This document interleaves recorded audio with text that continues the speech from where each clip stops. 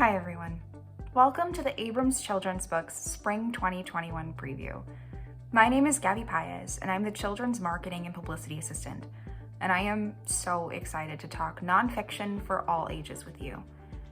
Like so many kids, I was fascinated by space and our solar system, thinking it both beautiful and incredibly mysterious. And that fascination was renewed when I first saw my favorite nonfiction book of the season, The Stuff Between the Stars. Sandra and Aimée Sicuro introduce astronomical concepts and a very important female astronomer in The Stuff Between the Stars, telling the story of Vera Rubin, one of the astronomers who discovered and named dark matter, which is otherwise known as the stuff that keeps the universe together. Vera was motivated by her love of the nighttime sky from very early on. She built her own cardboard telescope by the time she was 14. But by the time she was 17, she was discouraged from pursuing science and told that astronomy was a man's world. Vera was tenacious and could not be swayed away from pursuing astronomy. Yet her early work was often discredited, and she was usually called outlandish and ridiculous. But she managed to persevere and help make the massive discovery that has helped us, in turn, begin to understand 80% of our universe. Vera Rubin has remained an inspiration for girls and women in science, and Aimée Sicuro's artwork showcases that. And it highlights just how dreamy space can be. She uses equations in many spreads in a way that is more inviting than daunting, at least to someone who's math shy like myself. So with that, I turn it over to our wonderful authors to talk more about their books.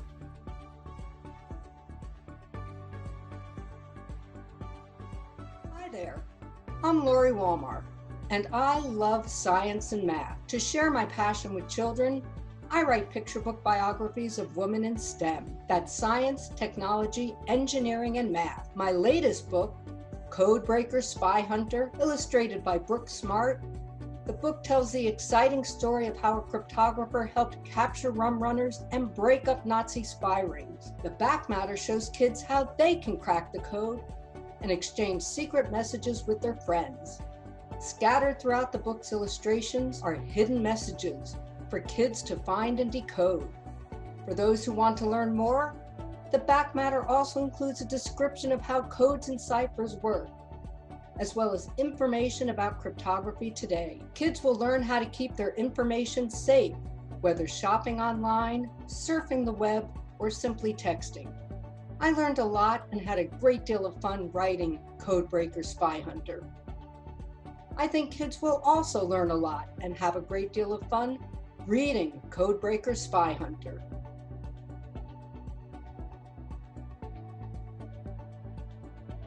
Hi, my name is Jason Bittel, and I'm the author of How to Talk to a Tiger. In this new book, I hope to give readers a glimpse into the marvelous and mysterious world that is animal communication.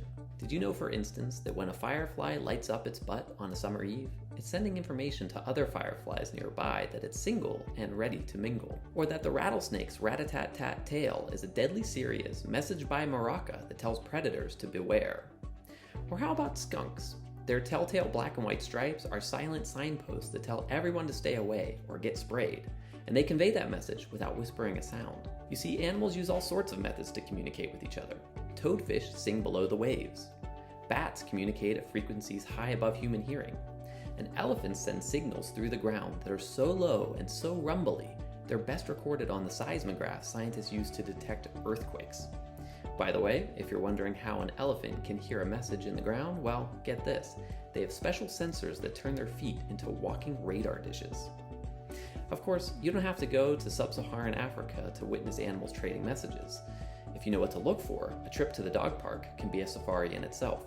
When one dog bares its teeth at another dog, it's saying it's annoyed, scared, or maybe just too tired to play. That might seem obvious, but adding multiple signals together can change meanings. So, a dog with its tail between its legs might be conveying fear, but a dog with its tail between its legs and its ears flat against its skull might also be warning that it's afraid, but willing to defend itself. And that's to say nothing all the doggo conversations happening in ways that are invisible to us. Every ounce of urine shed on a fire hydrant or bush is laced with chemicals called pheromones that identify a dog down to its sex, reproductive status, and even proximity. Dogs can sense how long it's been since another dog has marked an object, and maybe even determine how big the first dog was, based on the height of the whiz. On top of all that, some researchers believe that the dog's sense of smell is so much more advanced than our own that they can sniff in 3 dimensions. So the next time Sparky is taking a little too long on your walk, remember, he's not just stopping to smell the flowers, he's scrolling through canine social media. Are you ready for the coolest part? For as much as scientists have already figured out about things like honeybee navigation and the importance of tiger tail swishing, so much of the world of animal communication remains a mystery. For instance, in the forests of West Africa, scientists have discovered these mysterious trees with hollow trunks, scratched off bark, and piles of stones found at their base. Now, trees do not collect rocks, and neither do birds or elephants or even the people who live nearby. So the scientists set up some remote cameras and learned that every so often, when no one is looking, a chimpanzee will approach one of these trees, pick up a rock the size of a melon, and hurl the stone at the hollow trunk. Then the chimp shouts out a little pant hoot sound, sits down, and waits. For what? We have no idea. The rocks do not dislodge overhanging fruit, nor do they crack open tasty beehives. And this isn't some sort of fun game that primates play together, but the chimps have performed this behavior so many times on camera, scientists now believe it serves some sort of role in long-distance communication. What the chimps might be saying by tree phone, well, that's anyone's guess.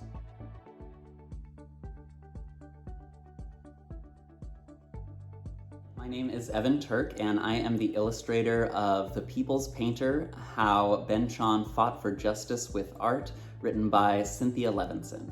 And working on this book was such a wonderful privilege because Ben Shahn is one of my favorite artists and illustrators, and so to help get to tell his story along with Cynthia's beautiful writing with my illustrations was just a dream come true. So I'm going to talk to you about one of the spreads in the book that was one of my favorite to do. Ben Shahn was born in a shtetl, a Jewish village in Lithuania, and he came to New York City, he and his family, as immigrants. And so I really wanted to have one of the illustrations in the book talk about what that must have been like coming to a completely different country in a big city like New York around the turn of the century. You can see this is 3 different illustrations.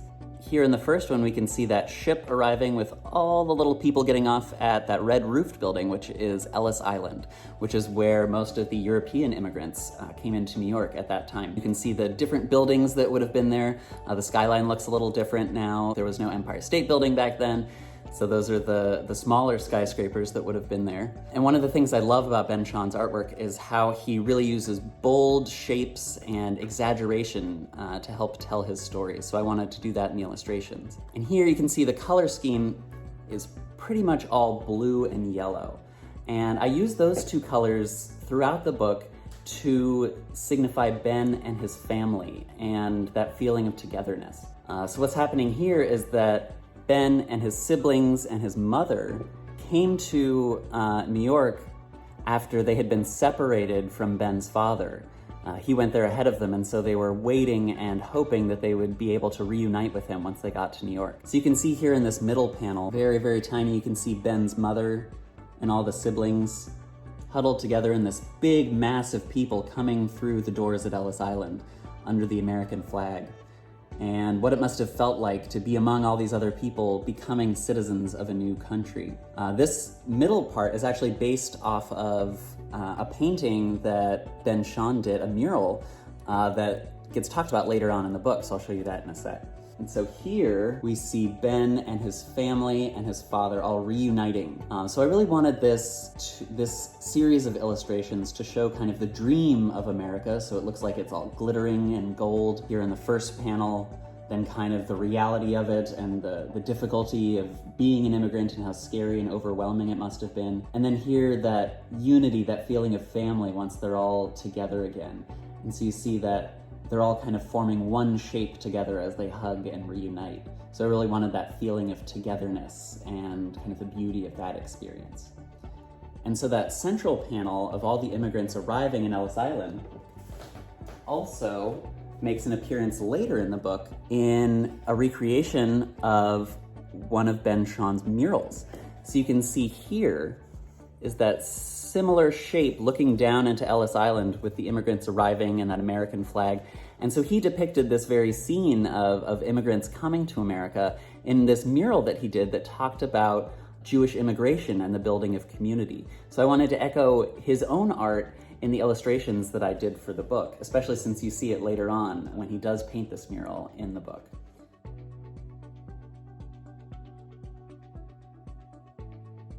Hi, my name is Jennifer Thermes, and I'm happy to be talking to you today about my new book, Horsepower: How Horses Changed the World. For a few thousand years before engines were used to power cars, trucks, trains, planes, and whatever else runs on an engine, horses powered everything. One of my favorite illustrations in this book is the city scene, which shows a bustling city street at the height of the horse-powered world, shortly before gasoline-powered automobiles came on the scene. We can see horses pulling carriages, a streetcar, wagons full of ice, vegetables, and fresh fish. Horses were everywhere, every day, and most people came into daily contact with them in one way or another. This intrigued me because most of human history, including migration, farming, travel, transportation, and wars, happened with the help of the horse, yet we never really mention them. Imagine how different the world would be today if we didn't have horses. Once you start noticing the role they played, you will see them everywhere. You will also see that there's manure sprinkled throughout the spread because, it's a fact, horses made road apples. There's a sidebar that talks about the amount of manure that horses produced in one day in New York City, which I found both horrifying and yet fascinating. It was definitely a health issue, but also kind of cool because it's an opportunity to extend the story and, for example, talk about how the manure was shipped to farms in the surrounding countryside and used as fertilizer for growing food that fed people in the cities, with horses pulling everything back and forth. I also think these kinds of details are a good way to draw younger readers into the book because they can read the pictures even if they can't quite read the words yet. So I hope this book inspires lots of great conversations about horses and history, and thank you for listening. I hope you enjoy Horsepower.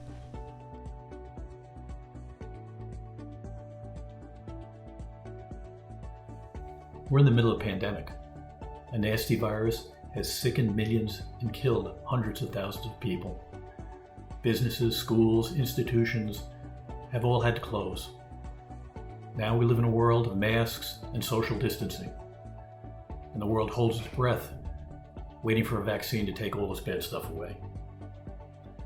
Well, vaccines have been around for a while, and the story of their creation is the subject of my new book, A Shot in the Arm. The story of vaccines really begins thousands of years ago, and I follow it over the ages and across the globe, where people from different cultures added to the scientific knowledge that eventually ended up with the first successful vaccine in 1796 against smallpox. Now, you probably never heard of smallpox because the vaccine did its job so well that it eventually banished it from the planet. Quite a feat for a disease that killed and maimed hundreds of millions of people. The narrator of A Shot in the Arm is Mary Montagu. She was a woman living in Turkey in the 1800s, and it was there she learned of inoculation against smallpox. Now, what is inoculation? Well, that's the practice where you infect a person with a mild form of smallpox. Now, why would someone want that? Well, here's the thing about smallpox. Once you've had it, you can never get it again. So people figured, better to have a mild version of the disease than a full-blown version that may disfigure or kill me. Mary brought the practice back to England, was discovered by the royal family, who also practiced it, and it became widespread throughout England and other places. I'm really drawn to Mary. She was witty, intelligent, courageous, and really independent. I've always been drawn to the history of science and technology where the elements directly affect people.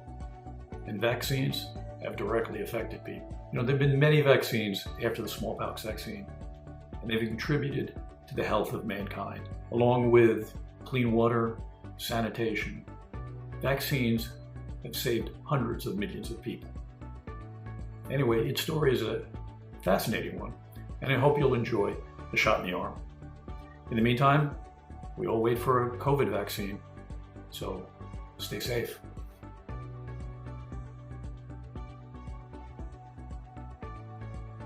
Hello, my name is Nansubuga Nagadya Isdahl, and I am the author of the new book Beyonce, which is part of First Names, a series of biographies for middle grade readers. I'm sure many of you know Beyonce Knowles Carter as an amazing singer and a fashion icon and a champion for women everywhere.